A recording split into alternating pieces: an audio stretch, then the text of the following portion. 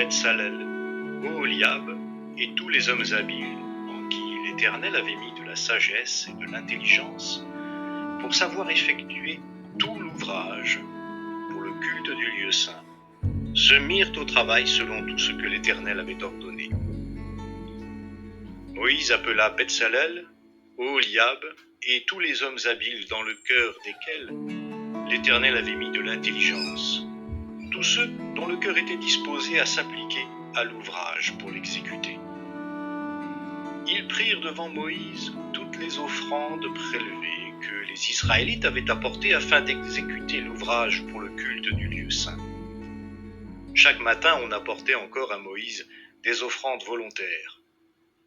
Alors tous les hommes habiles qui exécutaient l'ouvrage pour le lieu saint quittèrent chacun l'ouvrage qu'ils faisaient et vinrent dire à Moïse : « Le peuple apporte beaucoup plus qu'il ne faut pour exécuter l'ouvrage que l'Éternel a commandé de faire. » Moïse donna l'ordre de faire passer dans le camp une proclamation en ces termes : « Que personne, homme ou femme, ne travaille plus en vue de l'offrande prélevée pour le lieu saint. » On empêcha ainsi le peuple d'en apporter.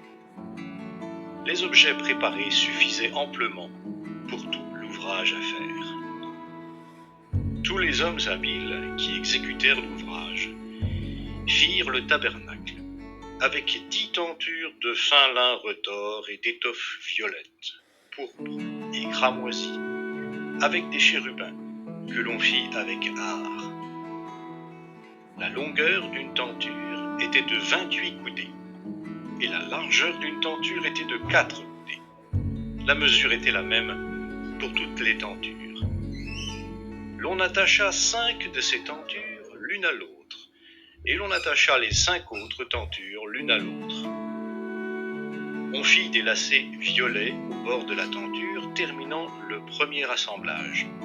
On fit de même au bord de la tenture, terminant le second assemblage. On fit 50 lacets à la première tenture, et l'on fit 50 lacets au bord de la tenture, terminant le second assemblage. Ces lacets correspondaient les uns aux autres. On fit 50 agrafes d'or, et l'on attacha les tentures l'une à l'autre avec les agrafes. Et le tabernacle forma un tout. On fit des tentures de poils de chèvre pour servir de tente sur le tabernacle. On fit 11 de ces tentures. La longueur d'une tenture était de 30 coudées, et la largeur d'une tenture était de 4 coudées. La mesure était la même pour les 11 tentures. On attacha séparément 5 de ces tentures et les 6 autres tentures séparément.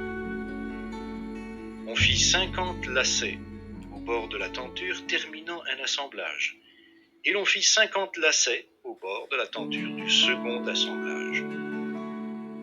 On fit 50 agrafes de bronze pour assembler la tente, afin qu'elle forme un tout. On fit pour la tente une couverture de peau de bélier teinte en rouge et une couverture de peau de dauphin par-dessus. On fit les planches pour le tabernacle. Elles étaient de bois d'acacia placées debout. La longueur d'une planche était de 10 coudées et la largeur de chaque planche était d'une coudée et demie. Il y avait pour chaque planche 2 tenons, parallèles l'un à l'autre. L'on fit de même pour toutes les planches du tabernacle. On fit 20 planches en direction du midi, au sud, pour le tabernacle. On mit 40 socles d'argent sous les 20 planches, 2 socles sous chaque planche pour ces 2 tenons. On fit 20 planches pour le second côté du tabernacle, en direction du nord, et leurs 40 socles d'argent, 2 socles sous chaque planche. On fit 6 planches pour le fond du tabernacle vers l'ouest. On fit 2 planches pour les angles du tabernacle dans le fond. Elles étaient jumelées depuis le bas et bien liées à leur sommet par un seul anneau. On fit de même pour toutes les deux aux 2 coins. Il y avait ainsi 8 planches avec leurs socles d'argent, soit 16 socles, 2 socles sous chaque planche. On fit 5 traverses de bois d'acacia pour les planches de l'un des côtés du tabernacle, 5 traverses pour les planches du second côté du tabernacle, et 5 traverses pour les planches du côté du tabernacle formant le fond vers l'ouest. On fit la traverse centrale pour aller au milieu des planches d'une extrémité à l'autre. On couvrit d'or les planches. On fit d'or leurs anneaux pour recevoir les traverses, et l'on couvrit d'or les traverses. On fit le voile violet, pourpre et cramoisi, et de fin lin retors, avec des chérubins que l'on fit avec art. On fit pour lui 4 colonnes d'acacia, et on les couvrit d'or, avec des crochets d'or, et l'on fondit pour elles 4 socles d'argent. On fit, pour l'entrée de la tente, un rideau violet, pourpre et cramoisi, et de fin lin retors. C'était un ouvrage de broderie. On fit ces 5 colonnes et leurs crochets, et l'on couvrit d'or leurs chapiteaux et leurs tringles. Leurs 5 socles étaient de bronze.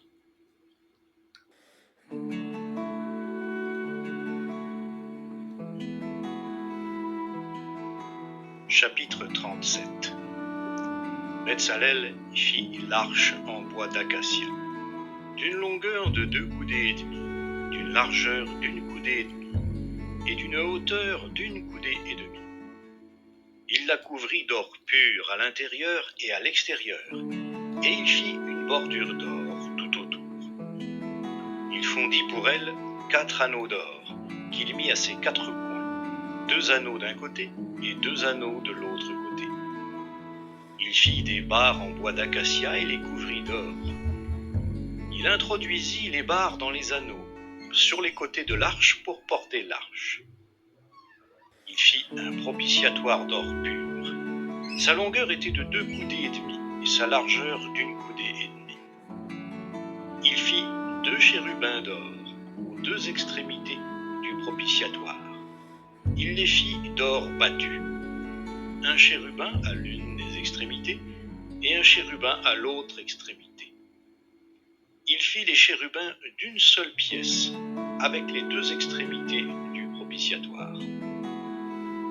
Les chérubins étendaient les ailes vers le haut, couvrant de leurs ailes le propitiatoire et se faisant face l'un à l'autre.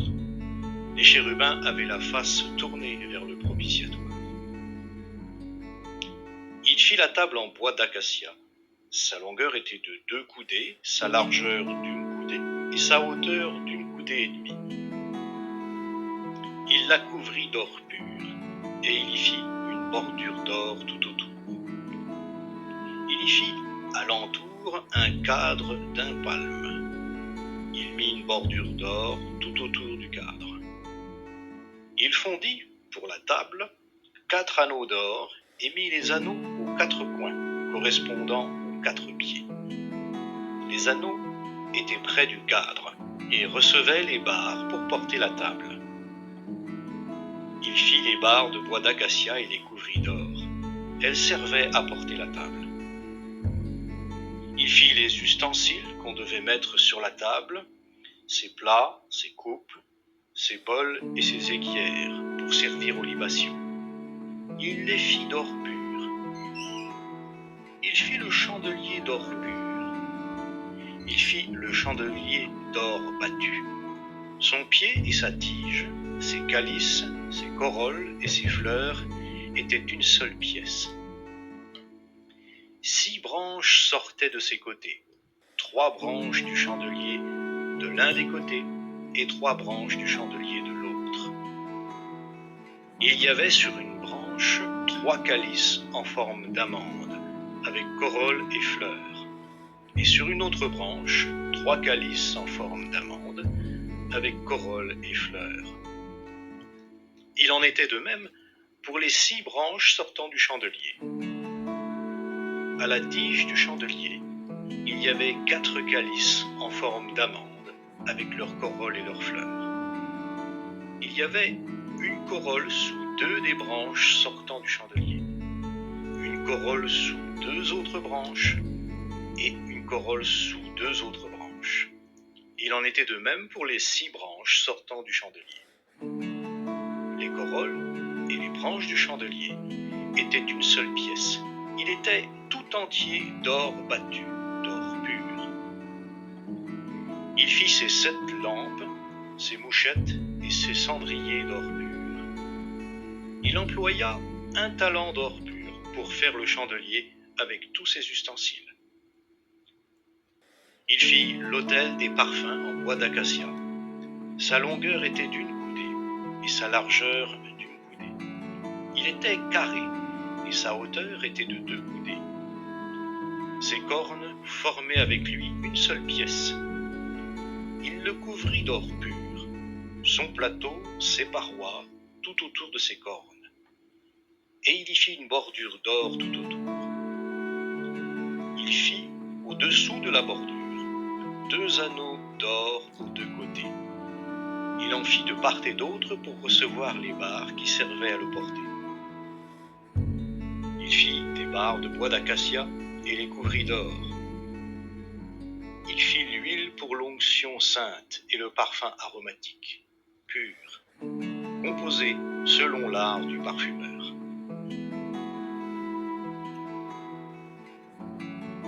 Que le Seigneur vous bénisse.